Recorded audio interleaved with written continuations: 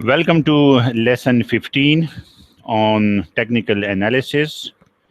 Today our topic is trading divergence. सबसे पहले तो हमें पता होना चाहिए कि ये डाइवर्जेंस जो है ना इसका मतलब क्या है। बहुत सारे लोगों को तो इसका मतलब आता है, लेकिन ठीक है, ऐसे लोग भी ग्रुप में होंगे जिनको डाइवर्जेंस का पता नहीं होगा। तो डाइवर्जेंस जो है ना एक्चुअली ये जो है ना डिफरेंस है दो चीज़ों के दरमियान या राय के दरमियान। डिफरेंस को जो है ना उसको डाइवर्जेंस बोलते हैं। ठीक है, आप लोगों ने सड़क पे भी देखा होगा। ठीक है, आप सीधे जा रहे होते हैं और आगे लिखा होता है डाइवर्जेंस अहेड। ठीक है, कि डाइवर्जेंस आ रहा है, सड़क टूटी हुई है या कुछ इस किस्म का मामला है जिसमें आपको जो है ना किसी और डायरेक्शन में जाने की ज़रूरत होगी।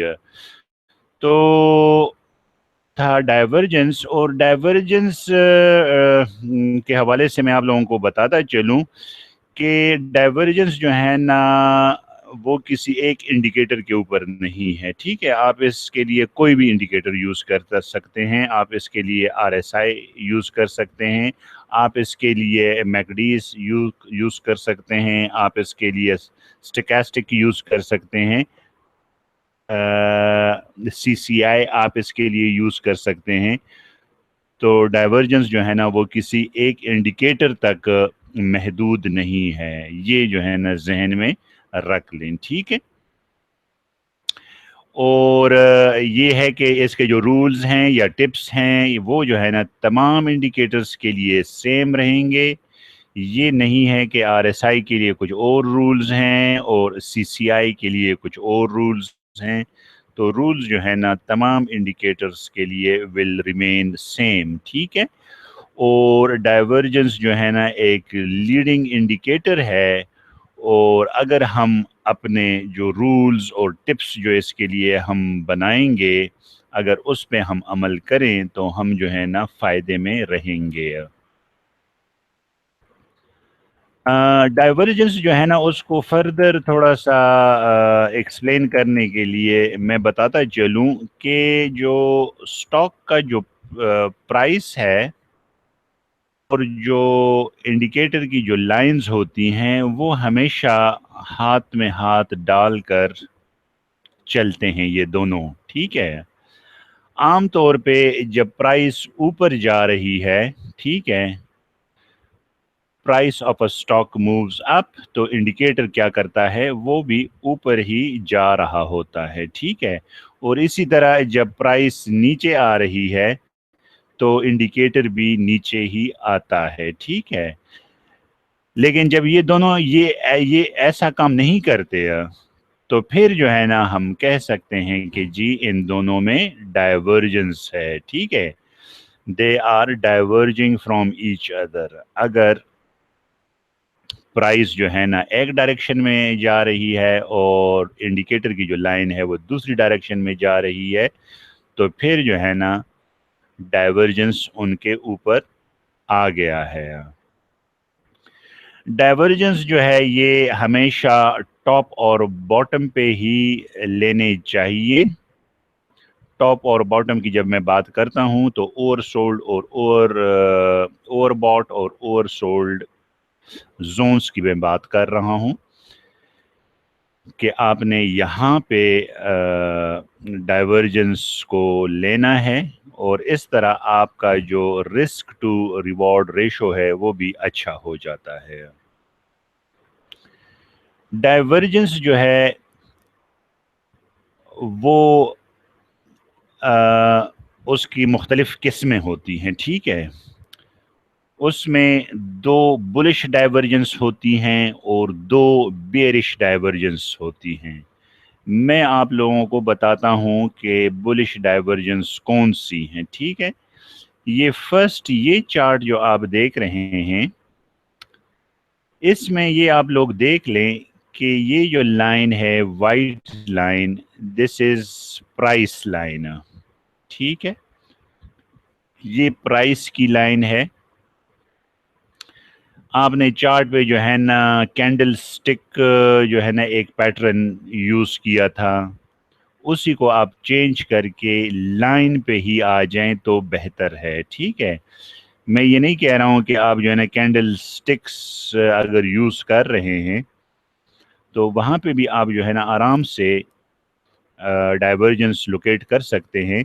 लेकिन ये है ना कि शुरू में अगर आपने जो है ना डाइवर्जेंस पे पहले कभी काम नहीं किया है तो बेहतर होगा कि आप अपना जो प्राइस चार्ट है उसको कैंडल से शिफ्ट करके लाइन चार्ट में आप आ जाएं। ठीक है, तो this is line chart of price. ठीक है ना, ये जो है ना लाइन चार्ट है प्राइस की है। ठीक है, और ये नीचे वाली लाइन जो है ना ये कोई भी इंडिकेटर है। ठीक है, आरएसआई हो सकता है, सीसीआई हो सकता है, मैकडी हो सकता है, स्टोकेस्टिक हो सकता है। ठीक है, तो कोई भी इंडिकेटर हो।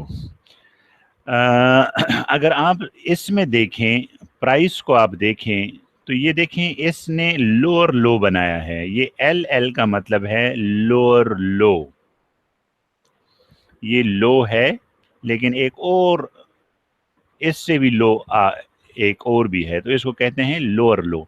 तो प्राइस ने क्या किया है, लोअर लो बनाया है। ठीक है, लेकिन जो इंडिकेटर की जो लाइन है उसने हायर लो बनाया है। लो है लेकिन अब जो है ना एक हायर लो है। तो लोअर लो और हायर लो जब ये पोजीशन होगी तो आप लोगों ने ऐसे पैटर्न पे यहाँ पे बाय करना होगा। यहाँ पे क्या करना होगा, बाय करना होगा, क्योंकि ये पैटर्न बताता है कि in future the prices will go up. ठीक है, ये प्राइसेस जो है ना इसने ऊपर जाना है। और ये ऑलरेडी मैं बता चुका हूँ कि ये इसका एक जो इंडिकेटर लाइन जो है इसके ऊपर जो मैंने लाइन बनाई है इसका एक एंड जो है that must be in oversold area, sold area में है तो हमने ऐसे डाइवर्जेंस को ट्रेड करना है। अगर नहीं है तो हमने ट्रेड नहीं करना। क्लियर? अच्छा, अब नेक्स्ट जो पैटर्न बनेगा वो कुछ इस किस्म का है। इसमें आप देखें ये प्राइस लाइन है, इसने हायर लो बनाया है। ये लो है लेकिन अब ये हायर लो पे चला गया प्राइस, तो दिस इज हायर लो। ठीक है, इसके ऊपर हमने एक लाइन बना ली। ठीक है, और इधर हमने एक लाइन बनाई है, यहाँ पे क्या हुआ है, लोअर लो। लोअर लो, लो है लेकिन एक और लो बना दिया है इसने। ठीक है, जब ऐसी सिचुएशन होगी, ऐसा डाइवर्जेंस आपको कहीं पे मिलेगा तो again you are going to buy over here. ठीक है, क्योंकि फ्यूचर में प्राइसेस ने ऊपर जाना है। ठीक है, और ये जो है ना मैंने पहले भी बता चुका हूँ, ये जो है ना lowest of the indicator should be in oversold area. ये जो है ना ये जो है ना ओवरसोल्ड एरिया में होना चाहिए, तब जो है ना आपने ट्रेड करना है, अदरवाइज नहीं करना। ठीक है, तो ये जो है ना दो पैटर्न हो गए बुलिश डाइवर्जेंस के। है ना, आपको दो पैटर्न बताऊंगा, वो होंगी बेयरिश डाइवर्जेंस के। ठीक है, तो टू बेयरिश डाइवर्जेंस। ठीक है, ये पहला बेयरिश डाइवर्जेंस जो है ना मैंने शो किया है आप लोगों को। इसमें क्या है, इसमें प्राइस ने हायर हाई बनाया है। ये हाई था लेकिन अब एक और हायर हाई आ गया। ठीक है, हायर हाई। ठीक है, ये एक लाइन हमने बना दी, price is going up, higher high, लेकिन इंडिकेटर क्या कर रहा है, इंडिकेटर जो है ना वो नीचे आ रहा है, लोअर हाई ये बना रहा है, लोअर हाई ये जो है ना हाई है, लेकिन इसने एक लोअर हाई बना लिया, ठीक है, लोअर हाई। तो ये जब आपको इस किस्म का कोई पैटर्न मिलेगा अपने चार्ट के ऊपर, इस जगह पे आप लोगों ने क्या करना है, सेल करना है, यहाँ पे आप लोगों ने सेल करना है, ठीक है। और ये पॉइंट जो है, ये पॉइंट ये जो है ना ओवरबॉट एरिया में होना चाहिए। अगर ओवरबॉट एरिया में नहीं है तो हम डाइवर्जेंस को ट्रेड नहीं करेंगे, वहाँ पे अमल नहीं करेंगे। अब नेक्स्ट जो पैटर्न बन रहा है वो अगेन बेयरिश डाइवर्जेंस है। यहाँ पे प्राइस ने क्या किया है, लोअर हाई बनाया है, ठीक है, प्राइस जो है ना नीचे आ रही है, ठीक है, प्राइस यहाँ पे थी, ठीक है, अब प्राइस जो है ना यहाँ पे है। तो अब इसने क्या किया है, लोअर हाई, ये हाई था लेकिन अब लोअर हाई है, ठीक है। तो ये जो है ना इसके ऊपर हमने एक लाइन इस तरह बना दी, और इंडिकेटर को जब हमने देख लिया तो उसने हायर हाई बनाया है, हाई था एक और हाई बना दिया, हायर हाई। तो ये इसके ऊपर, तो ये जो है ना अगेन इन दोनों के बीच में, ठीक है, ये नीचे आ रहा है और ये जो है ना ऊपर जा रहा है। ये पॉइंट जो है ना ये फिर मैंने कहा था कि ओवरबॉट एरिया में होना चाहिए। ऐसे ऐसा पैटर्न आप देखेंगे तो you should sell over here, यहाँ पे आपको सेल कर लेना चाहिए क्योंकि फ्यूचर में प्राइसेस ने नीचे आना है। तो ये हो गई हैं, ठीक है। अब मैं आपको कुछ एग्जाम्पल्स जो है ना रियल आपके साथ शेयर कर लेता हूँ, ठीक है, उसके बाद हम अपने चार्ट पे जाएंगे और चार्ट में भी हम लोकेट करेंगे, ठीक है। ये जो है ना एक रियल स्टॉक है जो कि ये इसने एक बनाया है हायर लो, ठीक है, ये लो था लेकिन अब जो है ना इसका लो जो है ना वो इस लो से, लिहाजा it is called higher low. तो ये हमने एक लाइन बना दी, ठीक है। अब जो है ना अगर हम इंडिकेटर की तरफ देख लेते हैं, ये कोई भी इंडिकेटर हो सकता है, उसने क्या किया है, लोअर लो बनाया है। ये जो है ना लो था लेकिन अब एक और लो बना दिया है, लोअर लो। तो अब डाइवर्जेंस है ना इस बीच में, प्राइस के बीच में, प्राइस जो है ना इस अरसे में प्राइस ऊपर गया है, ठीक है, पहले प्राइस यहाँ पे था, अब प्राइस यहाँ पे है, प्राइस ऊपर गया है, लेकिन इंडिकेटर इस अरसे में नीचे आया है, ठीक है, वो ऊपर नहीं गया है। तो लिहाजा ऐसी जगहों पे मैंने क्या कहा था कि ऐसी जगहों पे आपको बाय करना होगा। ये बुलिश डाइवर्जेंस है, यहाँ पे आपको बाय करना था। जिन लोगों ने यहाँ पे बाय किया था वो फायदे में रहे हैं, ठीक है। तो ये था बुलिश डाइवर्जेंस का एग्जाम्पल। अब हम जो है ना एक बेरिश डाइवर्जेंस एग्जाम्पल देखते हैं, ठीक है। ये आप देख लें कि लोअर हाई, ये देखें हाई था, अब प्राइस जो है ना यहाँ पे आ गया है, लोअर हाई है, ठीक है, प्राइस नीचे आ गया है, ठीक है। ये मैंने एक लाइन इसके ऊपर बना ली है, ठीक है। और अगर मैं इंडिकेटर को देख लेता हूं तो वो जो है ना पहले यहाँ पे था और ऊपर चला गया है, इसने हायर हाई बनाया है। दिस इज हायर हाई और दिस इज लोअर हाई, ठीक है। जब आपको ये पैटर्न नजर आएगा तो आपने यहाँ पे सेल करना होगा, बेरिश डाइवर्जेंस है तो प्राइसेस ने नीचे आना होता है, ठीक है, आम तौर पे। क्लियर? ये जगह जो है, ये जो है ना ओवर बॉट एरिया में होनी चाहिए, ये जगह, ठीक है, ओवर बॉट। क्लियर हो गए? ये अगर आप देखें एक और जो है ना डाइवर्जेंस, छोटा सा डाइवर्जेंस नीचे, और अगर हम इधर देखें ये रेड, ये जो है ना ऊपर, या जो है ना अगर हॉरिजॉन्टल लाइन भी है तब भी जो है ना डाइवर्जेंस है कि प्राइस जो है ना एक ही लेवल पे है, प्राइस एक ही लेवल पे है, लेकिन इंडिकेटर जो है ना वो नीचे आ गया है, लिहाजा प्राइसेस ने भी नीचे आना होगा। तो ये था हमारा डाइवर्जेंस के ऊपर हमारा लेक्चर। अब अगर हम वो कर लें, क्या नाम है, टिप्स डाइवर्जेंस के देख लें, वो ज़रा समराइज कर लें। वो ये है ना कि डाइवर्जेंस आपको बहुत ज़्यादा मिलेंगे, ये मैं आपको बता दूं, ठीक है। मैं अभी आपको चार्ट पे लेके जाता हूं और वहाँ पे दुनिया जहां के डाइवर्जेंसेस जो है ना आपको मिलेंगे। तो आपने ये नहीं करना कि जैसे ही आप जो है ना प्राइस और इंडिकेटर के बीच में डाइवर्जेंस देख लें और आप जो है ना उसी वक्त कूद पड़ें और ट्रेड आपने लेना है। आपने इस तरह नहीं करना, आपने बड़े सब्र और तहम्मुल का मुजाहरा करना है।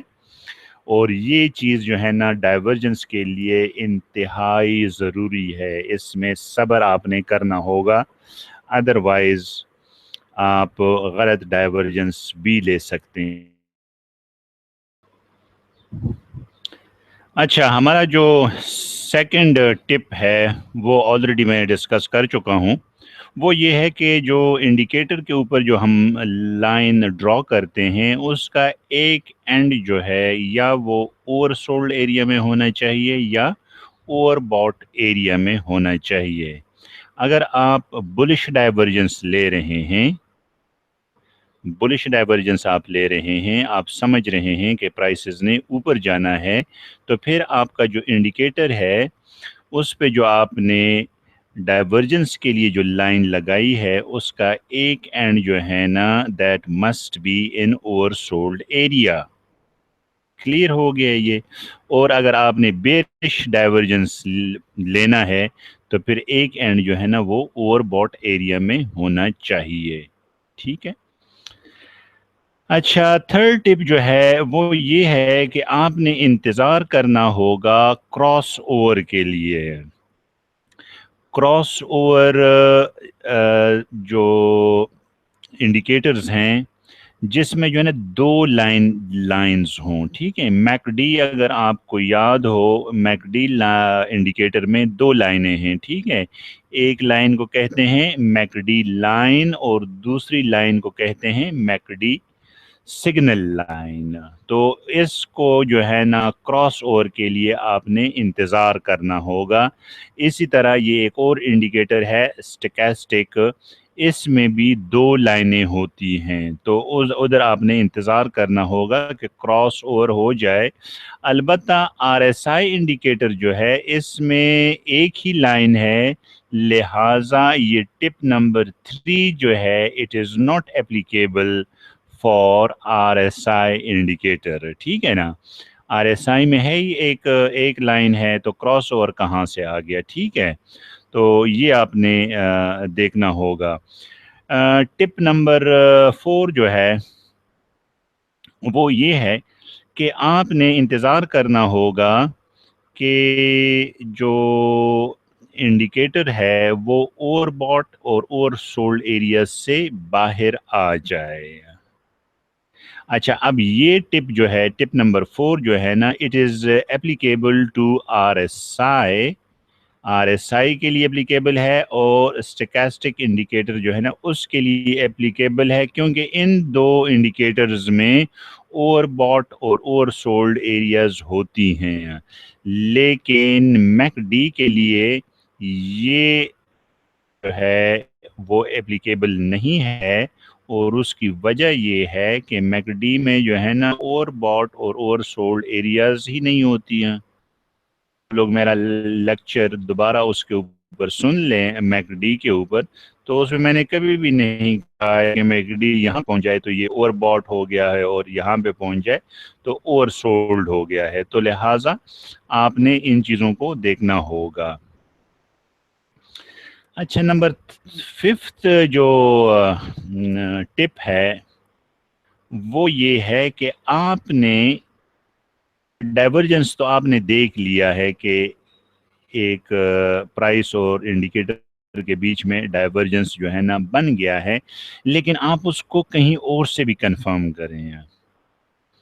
उसको आप जो है ना प्राइस चार्ट से कंफर्म कर सकते हैं। ठीक है, प्राइस चार्ट में आपने देखना होगा कि जी क्या इंडिकेशन मुझे मिल रही हैं, या फिर किसी और इंडिकेटर से आपने उसको कंफर्म करना है। क्लियर? देखें, अगर आप कोई बुलिश डाइवर्जेंस ले रहे हैं तो आपने किसी और इंडिकेटर से कंफर्म करना होगा। कोई और इंडिकेटर जो है ना, इधर मैंने किया है फोर्स इंडेक्स इंडिकेटर, ये एक इंडिकेटर है। इसमें अगर ये फोर्स इंडेक्स इंडिकेटर जो है ना पॉजिटिव जोन में चला जाए तो इसका मतलब ये है कि ये जो बुलिश डाइवर्जेंस है ये सही है। या अगर आप जो है ना प्राइस चार्ट को देख लें और प्राइस चार्ट के ऊपर ये कहीं रेजिस्टेंस ब्रेक कर ले तो आप समझ सकते हैं कि जी ये बुलिश डाइवर्जेंस जो है ये मुझे कहीं और से भी इंडिकेशन मिल रही है कि मैं ये ले लूं। ठीक हो गया।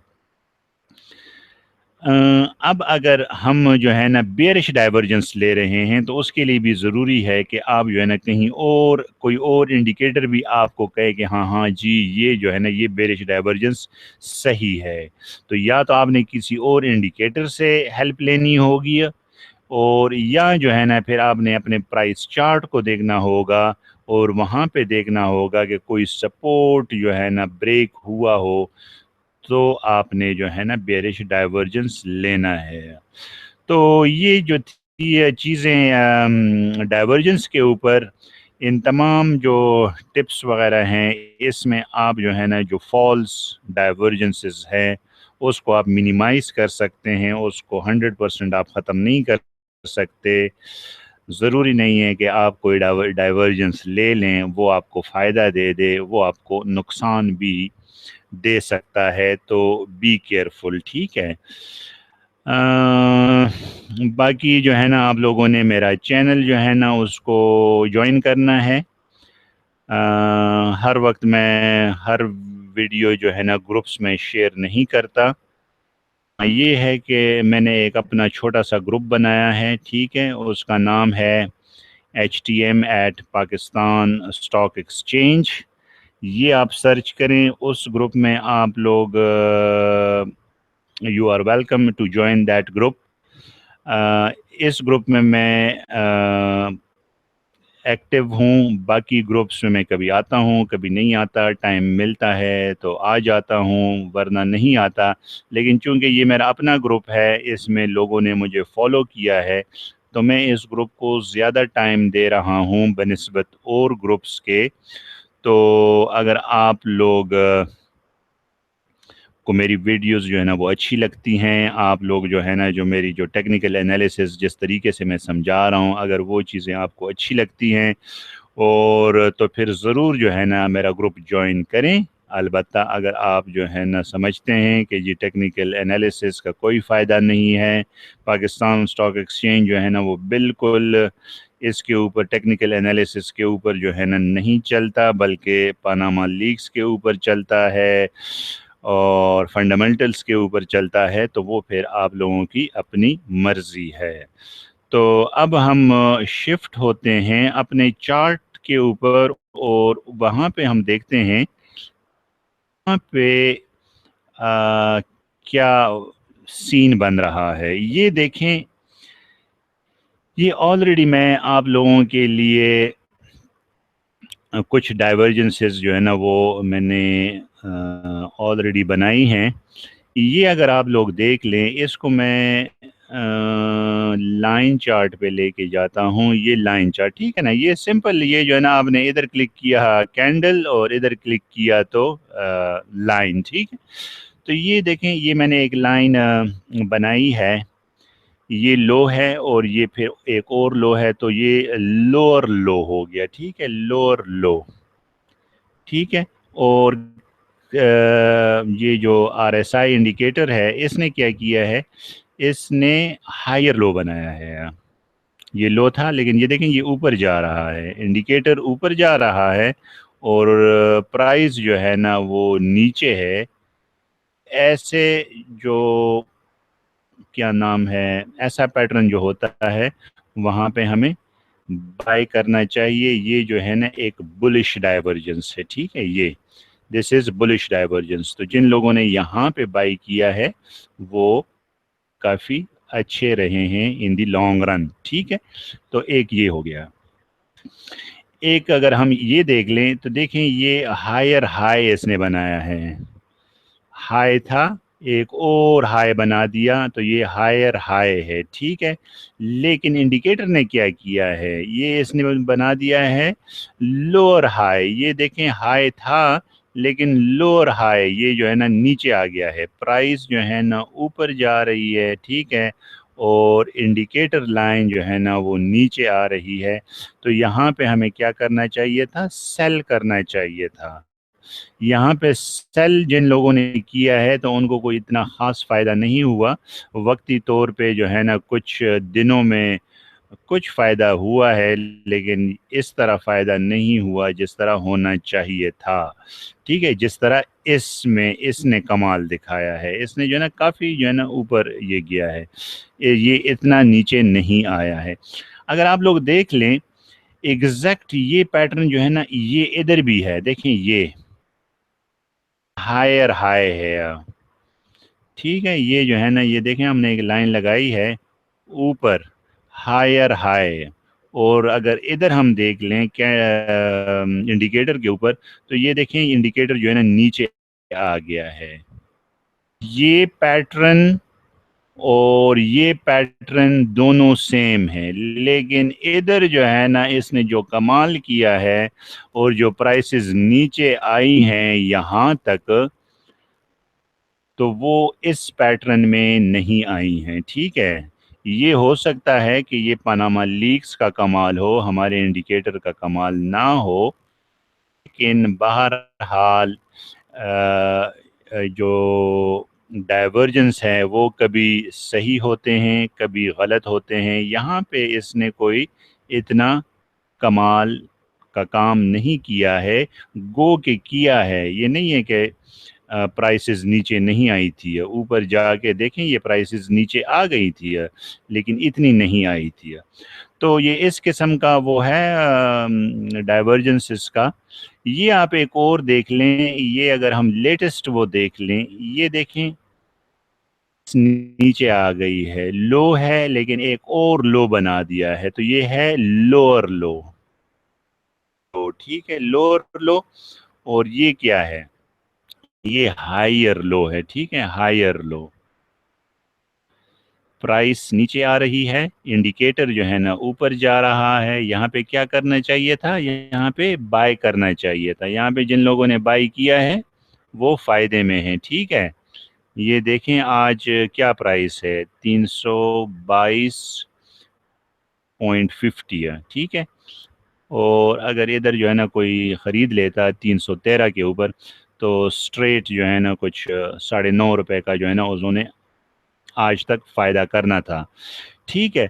तो ये इस किस्म के पैटर्न बनते हैं, इसको जो है ना डाइवर्जेंस बोलते हैं, ठीक है। ये जो मैं कह रहा था कि जी एक एंड जो है ना वो ओवर सोल्ड एरिया में होना चाहिए, तो ये ओवर सोल्ड एरिया में है।